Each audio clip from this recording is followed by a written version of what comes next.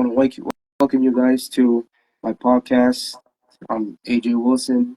This is my first podcast, episode one, called Jay's Music Talk. With me, I have a man that means no introduction. This is, to me, this is my all-time favorite guy right here. He already knows like how I feel about him, his music and stuff, especially with his family. I've seen him at Winter Fire. I've seen him at a lot of conferences. This guy, my brother Andrew Mckain. How you doing, my brother? Little bro, how's it going, man? I appreciate all the kind words. It means more than you know. I really appreciate that, man. Glad to be here with you.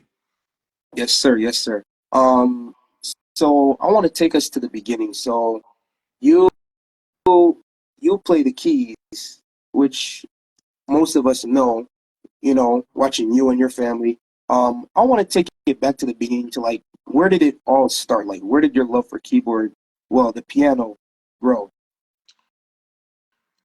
It's funny how it happened. I believe it was a God thing.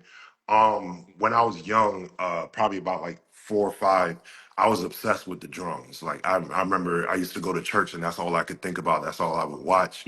I Yeah. used to do the typical beating the pots and pans at home and trying to play the drums all the time. And then one I think someone had bought a toy piano for me, the one that you put the batteries in. So we used to carry it around when we would go, like, drive to church and stuff like that. And I was at this church, Christian Life Center in Maryland, and they had put out an album, and we used to play that. It was a cassette tape, so that shows how old I am. It was a cassette tape we used to play in the car all the time. And one of the times coming from church, we had the keyboard in the car, and I was playing along to it. I had never played keyboard before, but I was playing like the melody of all the songs. And my parents heard it and noticed it. They're like, "Wait a minute, how does he know how to play the songs? Like where did he learn that or whatever?" And thankfully, my dad, like, he didn't waste any time. As soon as he realized that there was something there, he immediately searched out and found a way for me to get piano lessons. And from there, that's when I became passionate about the piano. Never looked back to the drums again, and that's where the journey started. Hallelujah, bro. Now move on to like family base. We all know you guys are a singing music group. Hmm. You guys have traveled around playing at a lot of places, especially Winterfire, which I enjoy going to every year. Hmm. So like, how did you first like get recognized? Like, how you got people to call you to play at places? Like, did you throw yourself out there, or someone like recommended you to, churches and stuff? I think it just, for me personally, I know it happens different for everyone. For me, it kind of happened like my dad was pastoring in Maryland, where I lived for like 18 years, and I was just playing there faithfully every Sunday, every Wednesday, doing what came naturally, just playing for the church. I got better over time, but once I was like a late teenager, I started playing for different district events and stuff like that, like the youth events that we had in Maryland. Then eventually, like right before I left, I got to start playing for like the actual, like the district gatherings where it'd be like the whole district there. And that was like my first times actually getting to play at a conference with, like, maybe 800 or more people and stuff like that.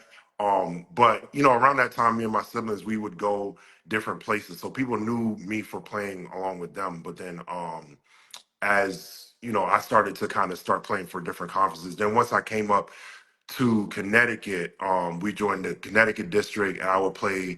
Eventually, I started playing for certain, like district conferences or the conference they have called Encounter and stuff like that. From there, I developed a relationship with Pastor Petoskey, who's over uh, Winterfire, the Winterfire conference. So, first time I played at Winterfire was 2015. Me and my siblings, we did worship for the Friday of that conference, and then I believe, yeah, 2017, I think it was the first time I was able to start playing the music. I've been playing ever since then. So actually no, it might have been, yeah, 2017. 2017 till now. So that was the first time, and I've been blessed to be able to be a part of it up till now. Yes, sir. Also, I remember about like 2021 when we went to the James Wilson concert in New York, Bethel. I don't know if you remember that church Yeah, in yeah. New York. Yeah, I Hmm. remember. Like after the concert, I saw you got up there and you was doing your thing, man. You was Oh yeah, yeah. you That was you fun. That was fun. you with Julian, man. You both. I can tell like you guys knew each other for like a long time. But I Oh want yeah. to ask you like how long have you known Julian Tavares, man? Huh, that's funny. So the first time I met him, me and my siblings, we were doing a concert in Maryland. It has to be like 2011. So he was real young. He might have been like 12, maybe 13. I remember him and Gabriel Torres, who was even younger, came up to us like after. Said, "Oh my gosh, I love your music. You guys are killing. I've never heard nobody in the district play like this or whatever." And they're just like some young kids at the time. But from there, we got cool. And we used to, because we were both living in Maryland at the time. So I used to like get up with him sometimes. We'd practice together. We'd always talk about music. It's funny, around that time, I wasn't quite as passionate about music as I had been before. But because he was super young and like all into music, he knew all the people that would play for like Ty Tribbett. He used to always, his favorite keyboardist was Paris Bowens. So he was telling me all about all the things Paris did. I had heard the music, but I didn't pay that much attention. So it's almost like he kind of sparked the fire in me that caused me to get back passionate for music, because at that time, honestly, I wasn't as passionate. But it's like, it's in a way we kind of pushed each other around that time. So yeah, we go way back. So it's been like what, 13 years now since I've known him, 13, 14 years. But yeah, that's my little brother. Yes, sir. That's very special. That's something that draws you closer when you have your brothers in Christ and know them for a very long time. That's good, man. Um, for me, I was gonna ask like, where you get your like inspir. Is there like, was there like a person that you used to watch in your church that plays the keys? Do you get like inspirations from that person, or is like you just saw the instrument and you just like, you want to just learning stuff? Yeah. So around the time when I first started, like I said, we were at Christian Life Center in Gaithersburg, which is a bigger church, and they had a piano player named Brother Laird Silliman, and he sang and played. And around the time when I first started playing the piano, I shifted from always watching the drums to always watching him. So like he would do, this is in the 90s, so obviously there's no YouTube, Facebook, nothing like that. So nowadays, you can watch YouTube and they literally show you note for note what they're playing. But back then, I would hear something that would stand out to me, and I would go home and just practice it over and over, just based off of the memory of hearing it in church. And that's kind of how it started. So he was my first inspiration. But once my dad started the church when I was like 8, I started playing for the church right away, even though I didn't really know what I was doing. But that's how I kind of cut my teeth. But for years, I didn't really hear anyone on a regular basis that inspired me. So that's why after a while the inspiration kind of trailed off. But once I got like into my early 20s, someone was telling me like the way how they grew was listening and really studying piano players, how they play on records, like albums and stuff like that. And once I did that, I would say that helped me to grow a whole lot, because I was able to start to pay more attention to the details, and kind of using those things to inspire me to grow. So that made a huge difference for me. That's good, bro. That's It's always good to pay attention to detail, especially when it comes to music from the record. I realize it in your music, man. Like the way you play, you get everything from the record. Like I realize it, how the Yeah. way you play your style and everything. Like I realize it. Um. Also, what type of keyboards are you into, man? For me, the best keyboard to me personally is the Yamaha Montage right now. So the new one that they have is the MX, and I'd say that's the Oh yeah, best overall. yeah. I remember I went to Guitar Center just the other day and I tried it out. That Hmm. thing beats. Yeah, it's amazing. Yeah, and I love the Nord as well. Like they have the best pianos and the best organ sounds, but as an overall keyboard, my preference is the Montage. But I'll play whatever's there. If you ask me what I want to play, it'll probably be the Montage, just because I it mean, helps yeah. me. I mean, yeah. For me, what I have is the Modi X8 Plus at home. Okay. Yamaha Modi X8 Plus. Which is somewhat similar Hmm. to the Montage.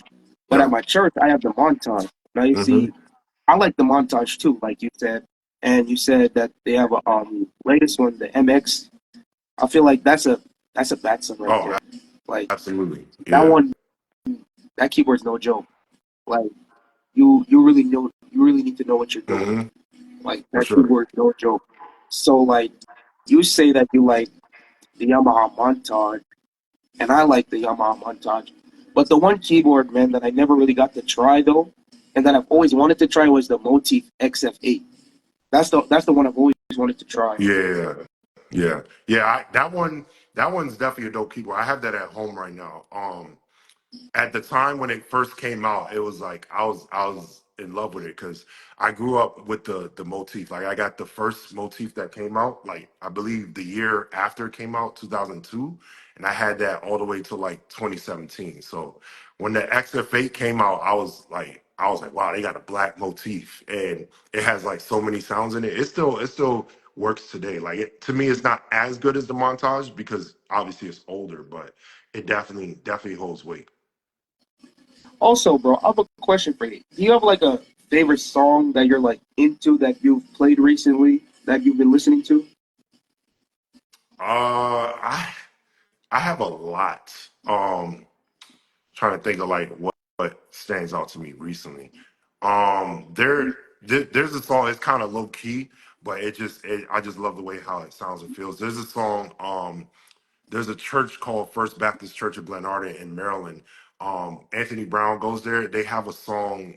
I can't even remember the name of it, but it's basically talking about while I live, I will see the goodness of God. They did a Easter EP, and it's on there. It's Anthony Brown and Will McMillan singing on it, and I just love the way how it sounds and feels. But I pretty much listen to everything that comes out, um, and I kind of. Of course, I listen to art stuff all the time, but I like a lot of the new stuff that comes out. Like CC Winer's record was really good from last week. That's good, bro.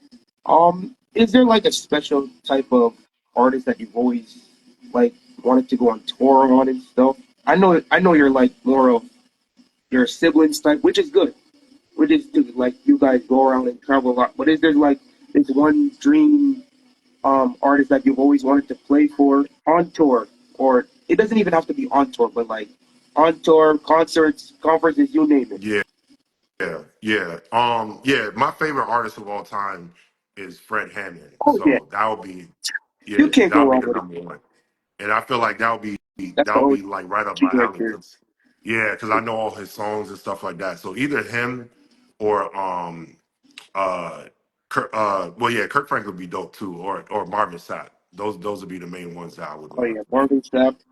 Yeah, Marvin Sapp. I love Marvin yeah, Sapp. yeah. Yeah, those would be my first. Like I play for, a lot of different artists. I would like to, but those would be the main ones that would come to mind first. Oh yeah. By the way, happy birthday, man. Appreciate that, man. Thank I you, know I thank you. said it on my story, but since we're on the podcast, might as well just say it in person. Yeah, appreciate that, bro. Thank you. Yeah. So speak. I want to talk about your children a little bit, man. I Hmm. realize you put up that they're messing around with the piano a little bit. Are they like interested in learning it? Yeah, yeah, yeah. My son right now is main. He's kind of like I was at that age. He's really interested in the drums, but he does like the piano. He'll get on there and fiddle around. So I teach them, basic stuff to kind of get their interest going. My daughter Elena, she likes the piano more, so I try to help her. And then my youngest, she'll do whatever they do. So they're definitely interested in music. So I'm praying that as they grow, they'll they'll get into it and with develop their own passion for it. I'm trying my best not to force it on them. So like if they ask me something, I'll definitely show them, but I'm not gonna like force them like you have to practice. Like as they get older, I'll try to give them the discipline. But for now, I just want it to be fun for them. That's good, bro. That's wonderful that your children want to learn piano, especially your son who is up and coming and growing. And that's really wonderful. Like I realize that you've played at a lot of settings, you know, churches, conferences, like you're well known a lot of places. especially in the apostolic world too. Hmm. Like a lot of people know you and stuff. So I just want to know, like, how does it feel like, well, to be out there? Like where everybody sees you as this. Well, people see you as a celebrity, honestly. I don't see it that way, to be honest with you. Because I mean, of course, from my perspective, I only see what I can't do, or the what I wish I could do. But to be honest, it's good that people appreciate what you do and stuff like that. And really, I just try to take it as an opportunity to thank God, because He could take the talent from me tomorrow, and then what? Like, not saying that that's all that there is to me, but like, if I get too, consumed with, oh, I could do this, I could do that, the Bible shows over and over how, like, King Nebuchadnezzar, he got prideful in what he had accomplished, the kingdom that he thought he built, and then God had him go down on all fours and become an animal for years. So it's like, I thank God for it, and I appreciate everybody that looks up to what I do. It's an honor, and it's humbling, because I at this age still look up to a lot of people. Like, um I follow a lot of people that I aspire to play like and stuff like that. So it's a blessing, to be honest with you. But I just gotta keep myself level headed as much as possible. Understand, it's a gift from God. So just give the glory to God in all things. Yes, sir. I hear you. I hear you.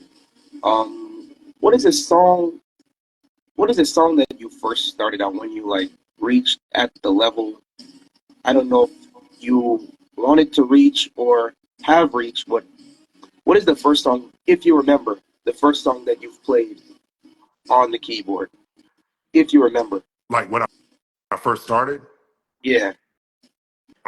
So I remember when I was so the first song, I know the story I told earlier about playing along with the tape. There was a song called "Make Me a Vessel" that Christian Life Center had did on their album. I'm pretty confident that was the first song I was playing along to on the keyboard in the car. Then once I got lessons, the one of the first songs I learned was "Blessed Assurance," the hymn. And then my piano teacher also taught me "Victory Is Mine," right? Like the kind of upbeat devotional type of songs. So he taught me how to play like the bass line in the left hand and play chords in the right hand. So "Blessed Assurance," "Victory Is Mine" are like some of the first songs that I played on the piano. All right, bro. Before I let you go, man, I know you have stuff to do. I know you're a very busy guy. Before you go, I would like to ask this one last question. Like, as I know that I'm a young musician, 17 years old, playing keys, aux, organ, wherever they need me at Mhm. my church. I've also played at settings like conferences, uh, concerts, churches. So, like, do you have like any advice or steps for me to take? Like anything at all? Yeah, definitely. So, if let me put it like this: if I could talk to my 17-year-old self, I would honestly tell myself, and I think you're doing a better job, being focused than I was at the time. But like, just take the time that you have now and grind as much as possible, because the time that you have now, even if you feel like you're busy with homework and different things like that, as you get older, you're gonna get more busy. So use the time now and really push yourself and stretch yourself as much as possible, so that, like, when you're practicing, don't practice things that are easy for you, or things that you know that you could do without even thinking. Like, always push yourself to do something that's more difficult than the level that you're at now. So like, if you hear a song and it sounds too difficult, really take that time and break it down step by step. And then, like, if we have a lot of different ways to record ourselves nowadays, so record yourself, listen back, and be honest with yourself. Like, see, what am I lacking? Like, is my right hand stronger than my left hand? Is my left hand stronger than my right? Or can my chords be more full? Or is my timing not the greatest? Like, really be honest with yourself. Listen to whatever it is that you feel like you're struggling with. And even, if you want to take it a step further, send a recording of yourself to others that may be better than you, and really take this time to kind of get rid of all of at all the weaknesses that you can. Like the best thing to do now is to turn your weaknesses into strengths. So like if you're not so great with your left hand, like work on it every single day. If you're not great with timing, work with a metronome every single day until that weakness becomes a strength, where it's like, wow, AJ's left hand is amazing, or AJ's timing is amazing. And you know that used to be a weakness, but you worked on it to the point where it became a strength. So I would say that would be my advice. Like right now, at this point in your life, that would be the best thing to do. Just, work on whatever it is that you struggle with or that you're not so good at, and make it a strength. Yes, sir. All right, man. I'm gonna let you go, but I want to thank you so much for joining me, bro. It's always an honor to have a talk with you, man. I hope we cross paths again, man. Yes, sir, bro. Absolutely, man. You already know you can hit me up anytime, bro. Yes, sir. And I want to thank you guys for joining the podcast today. I will see you guys in episode 2 with the next musician that I'll be talking to. But once again, Drew, thank you so much, bro, and we'll talk soon. Yes, sir, bro. God bless, All right. man.